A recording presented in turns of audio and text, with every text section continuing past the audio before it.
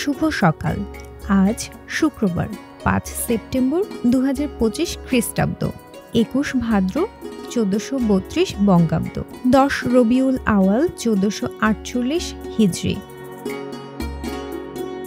আজকের দিনে ১৯৭০ সালে জন্মেছিলেন বাংলাদেশের ক্রিকেট ইতিহাসে অন্যতম সেরা অলরাউন্ডার ও বাঁহাতি স্পিনার মোহাম্মদ রফিক।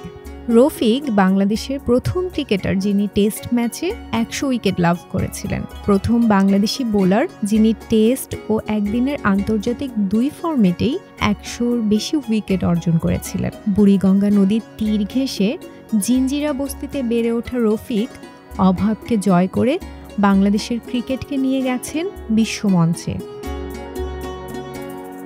১৯১০ সালে আজকের দিনে রবীন্দ্রনাথ ঠাকুরের গীতাঞ্জলি কাব্যগ্রন্থটি প্রকাশিত হয়। গীতাঞ্জলি রবীন্দ্রনাথ ঠাকুরের লেখা সর্বাধিক জনপ্রিয় কাব্যগ্রন্থ।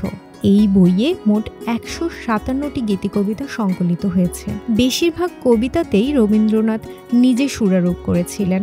১৯০৮ থেকে ৯ সালে বিভিন্ন পত্রপত্রিকায় এই কবিতাগুলো প্রকাশিত হয়।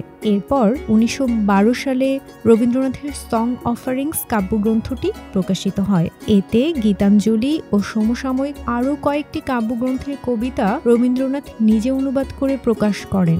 ১৯১৩ সালে ইংরেজি কাব্যগ্রন্থটির জন্য রবীন্দ্রনাথ সাহিত্যে নোবেল পুরস্কার পেয়েছিলেন।